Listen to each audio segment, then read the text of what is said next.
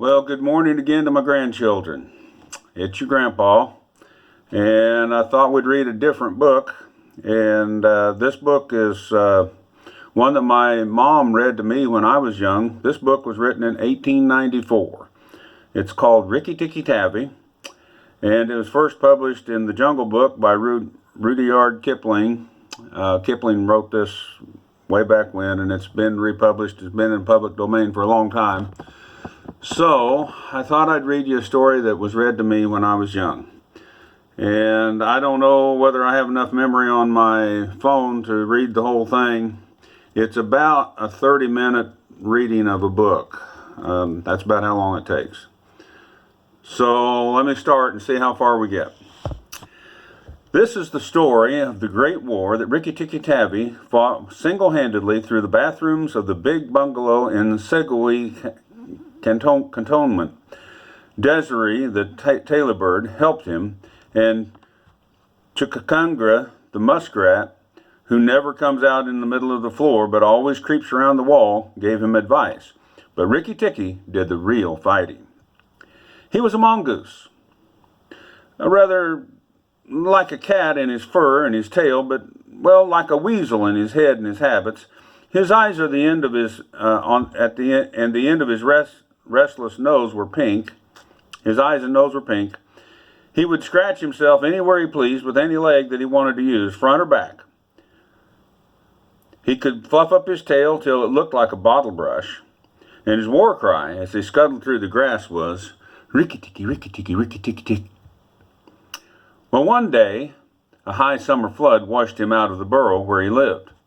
He lived there with his father and his mother, and it carried him along, kicking and clucking and, well, down a roadside ditch. And he found a little wisp of grass floating there, and he clung to it till he lost his senses.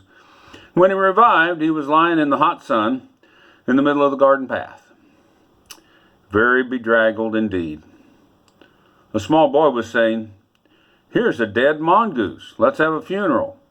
"No," said his mother. "Let's take him in and dry him off. Perhaps he isn't really dead." They took him into the house, and a big man picked him up between his finger and thumb and said he was not dead, but he was about half choked. So they wrapped him in cotton wool and warmed him up over a little fire, and he opened his eyes and he sneezed. "Now," said the big man, he was an Englishman who had just moved into the bungalow. "Don't frighten him, and we'll see what he'll do. It is the hardest thing in the world to frighten a mongoose because he is eaten up from nose to tail with curiosity." The motto of all mongoose family is, "Run and find out, run and find out." And Rikki-tikki was a true mongoose. He looked at the cotton wool and decided it was not good to eat. He ran around the table and he sat up and put his fur in order, scratched himself, and jumped on the small boy's shoulder. "Now don't be frightened, Teddy," said his father. "That's his way of making friends." "Ouch, he's tickling under my chin," said Teddy. Rikki-tikki looked down between the boy's collar and neck, snuffed at his ear a while, and climbed down to the floor where he sat rubbing his nose. "Good gracious," said Teddy's mother. "And that's a wild creature?" "I suppose he's so tame because, well, we've been kind to him." "All mongooses are like that," said her husband. "If Teddy doesn't pick him up by the tail or try to put him in a cage, he'll just run in and out of the house all day. Let's give him something to eat." They gave him a little piece of raw meat.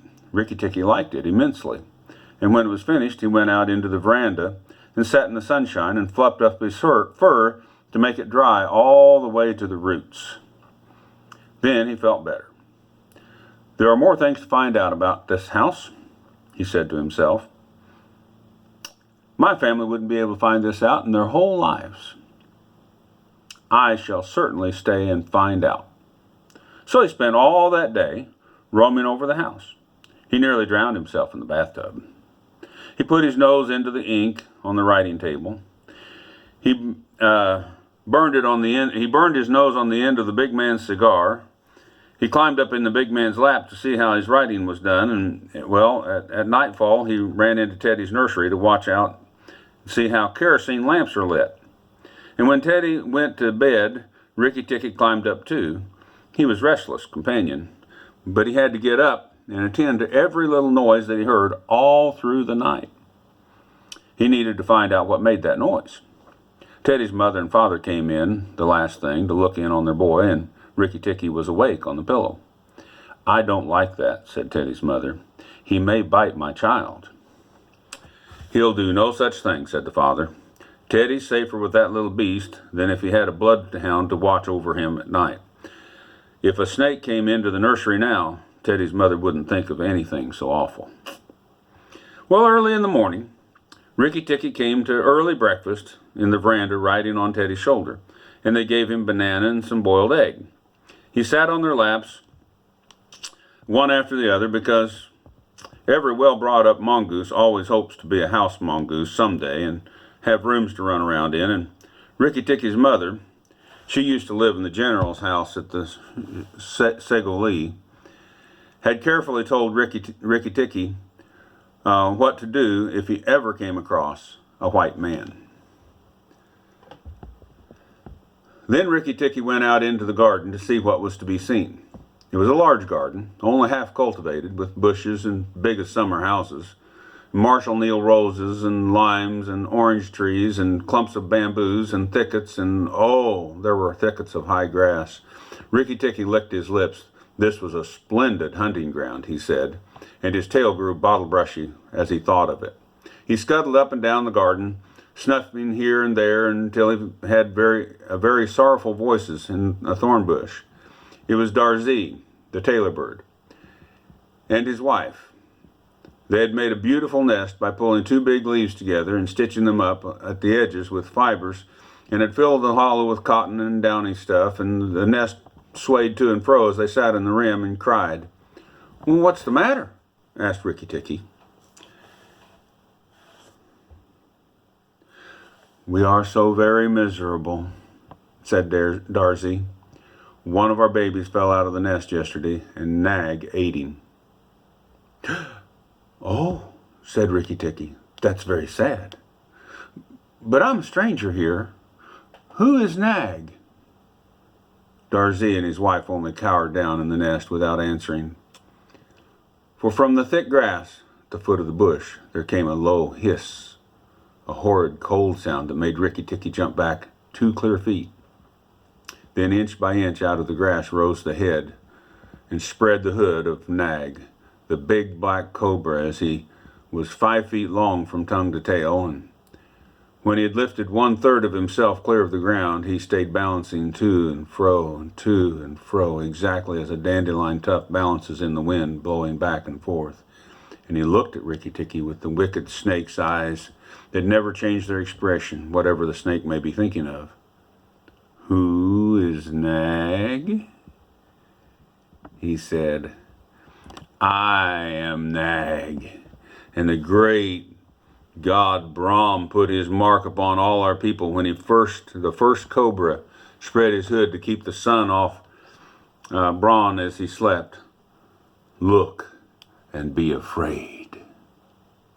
He spread out his hood more than ever, and Rikki-tikki saw the speckle mark on the back of it that looks exactly like the eye of a hook eye fastening.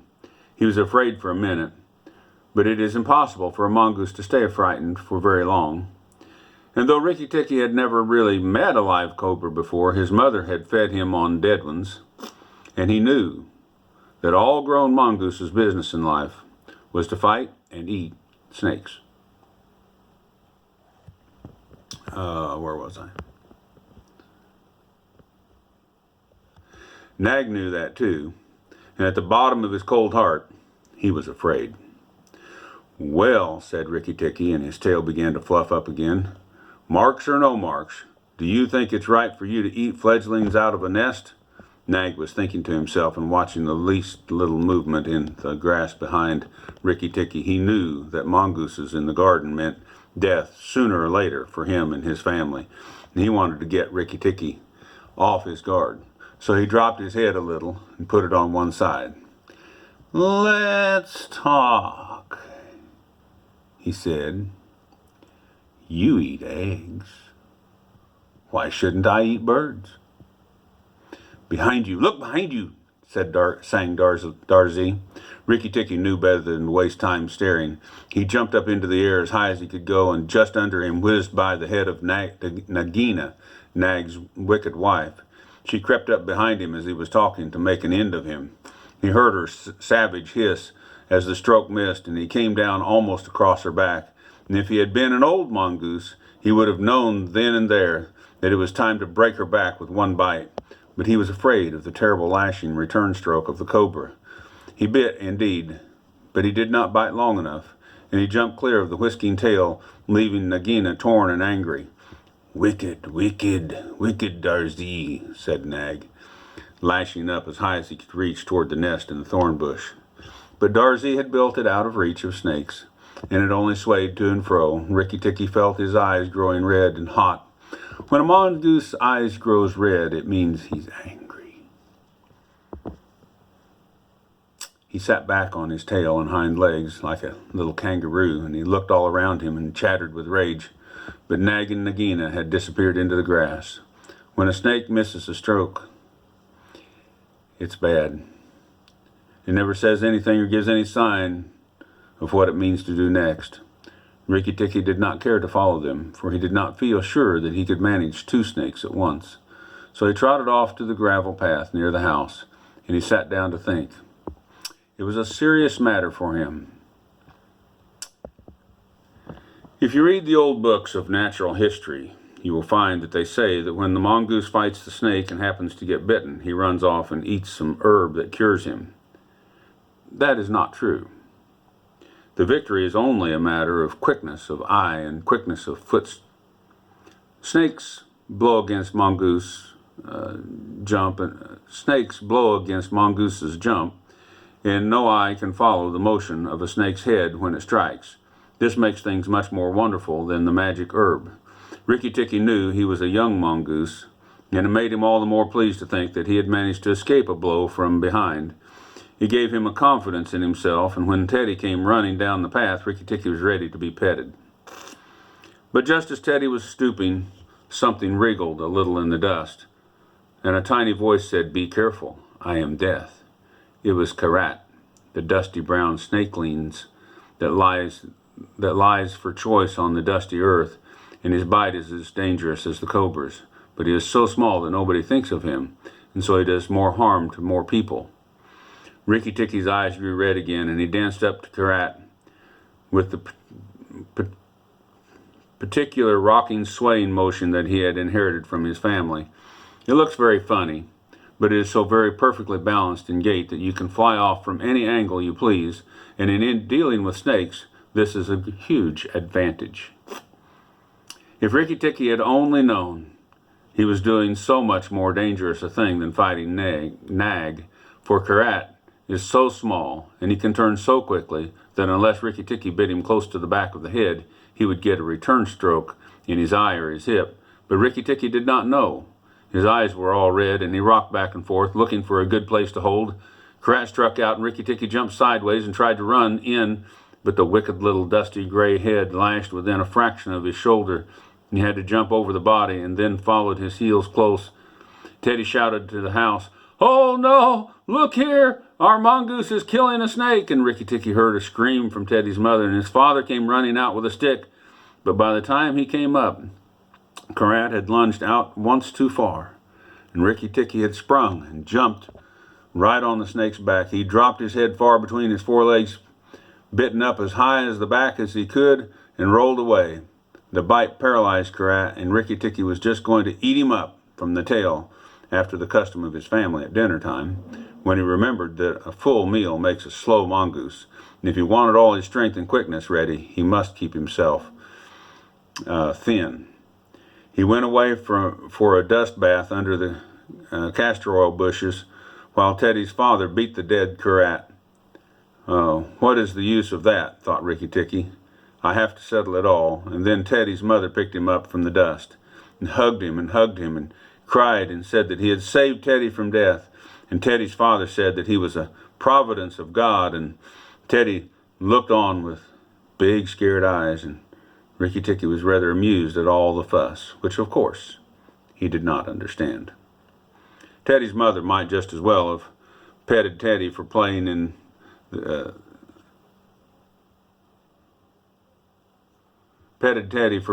dust, Rikki was thoroughly enjoying himself. So that night at dinner, walking to and fro among the wine glasses on the table, he might have suffered himself 3 times over with nice things, but he remembered Nag and Nagina.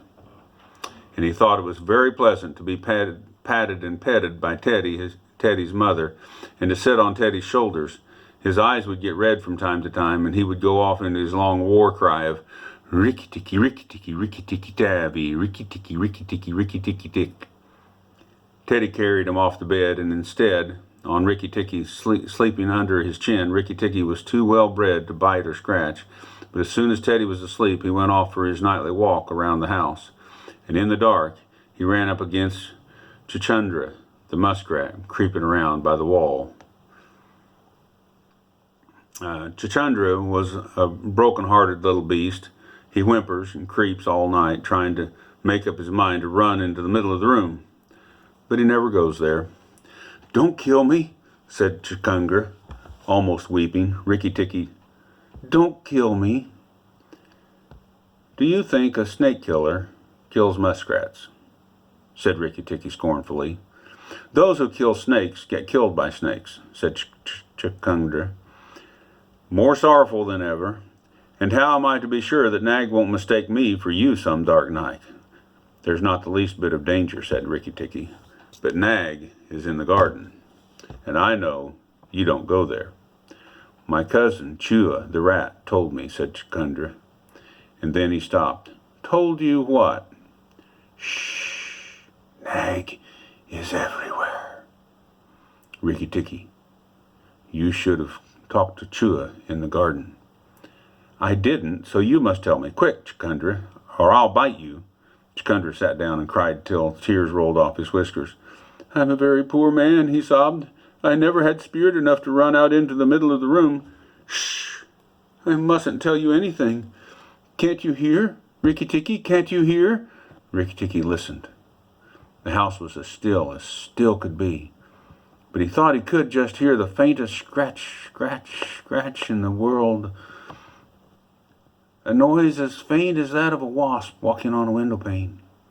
The dry scratch that a snake's scales make on brickwork.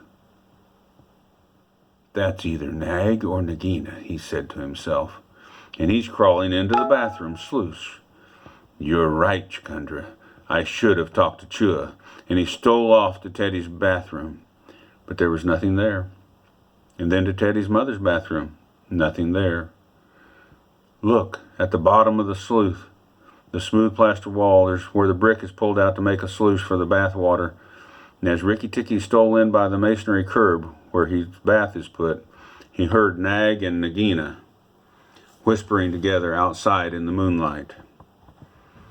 When the house was emptied of people and Nagina said to her husband, "We'll have to go away, and then in the garden we'll be our own again. Go quietly, and remember the big man who killed Karat is the first one to bite. And come out and tell me, and we will hunt for Rikki-tikki together." "But are you sure there is anything to be gained by killing the people?" said Nag. "Everything. When there were no people in the bungalow, did we have any mongooses in the garden? So long as the bungalow is empty, we are king and queen of the garden. And remember that as soon as our eggs are in the melon hatch, as they may be tomorrow, our children will need room and they'll need quiet." "Oh, I had not thought of that," said Nag. "I will go. But there is no need that we should hunt for Rikki-tikki afterwards. If I kill the big man and his wife and the child, I can come away quietly, and then the bungalow will be empty and Rikki-tikki will leave." Rikki-tikki tingled all over with rage and hatred of this, and then Nag's head came through the sluice, and his 5 cold feet of body followed it. Angry as he was, Rikki-tikki was very frightened as he saw the size of the big cobra. Nag coiled himself up and raised his head and looked into the bathroom in the dark, and Rikki-tikki could see his eyes glitter. "If I kill him here, Nagina will know. If I fight him in the open floor, the odds are in his favor. What am I to do? What am I to do? Said Rikki-tikki. Nag waved to and fro, and then Rikki-tikki heard him drinking from the biggest water jar that is used to fill the bath. That is good, said the snake. Now, when Karat was killed, the big man had a stick. He may have that stick still, but when he comes in to the bathe in the morning, he will not have a stick. And I shall wait here for him until he comes. Nagina, do you hear me? I shall wait here until the cool in the daytime. There was no answer from outside, so Rikki-tikki knew that Nagina had gone away. Nag coiled himself down, coil by coil by coil, round the bulge at the bottom of the water jar, and Rikki-tikki stayed still as death. And after an hour, he began to move, muscle by muscle, toward the big jar. Nag was asleep, and Rikki-tikki looked at his big black, wondering which would be the best place for a good hold. If I don't break his back at the first jump, said Rikki, he can still fight. And if he fights, oh, Rikki. He looked at the thickness of the neck, how it was below the hood, and that was much too much for him. And a bite near the tail would only make Nag mad. It must be the head, he said at last, the head above the hood, and when I am once there, I must not let go. Then he jumped. The head was lying a little clear of the water jar, under the curve of it, and his teeth met, and Rikki braced his back against the bulge of the red earthenware of the jar to hold down on the head. This gave him just 1 second's purchase, and he made the most of it. Then he was battered to and fro as a rat shaken by a dog, to and fro on the floor, and up and down and all around, and in great circles, and his eyes were red, and he held on to the body, cart-whipped over the floor, upsetting the tin dipper and the soap dish and the flesh brush, and banged him against the tin side of the bath. And he held on. He closed his jaws tighter and tighter and tighter, for he made sure that he would be banged to death, and for the honor of his family, he preferred to be found with his teeth still locked in the snake. He was dizzy, aching, and felt shaken to pieces, when something went off like a thunderclap just behind him. A hot wind knocked him senseless, and the red fire singed his fur. The big man had been awakened by the noise, and had fired both barrels of the shotgun into Nag, just behind the hood. Rikki-tikki held on with his eyes shut, for now he was quite sure he was dead. But the head did not move, and the big man picked him up and said, "It's the mongoose again. It's the mongoose, Alice. The little chap has saved our lives now." Then Teddy's mother came in with a very white face and saw what was left of Nag, and Rikki-tikki dragged himself to Teddy's bedroom and spent half the rest of the night just shaking himself tenderly to find out whether or not he was really broken into 40 pieces, as he fancied he might be. We'll read the rest of our story tomorrow, because I'm going to run out of room on my recording device. I love you, kids. We'll read the rest of Rikki-tikki tomorrow, and I hope you have a good day and do something good for Jesus today, because he is our Lord and King, and he loves you very much. So does Grandpa. I hope you enjoy your time to share together today, and we love you very much. Bye, kids.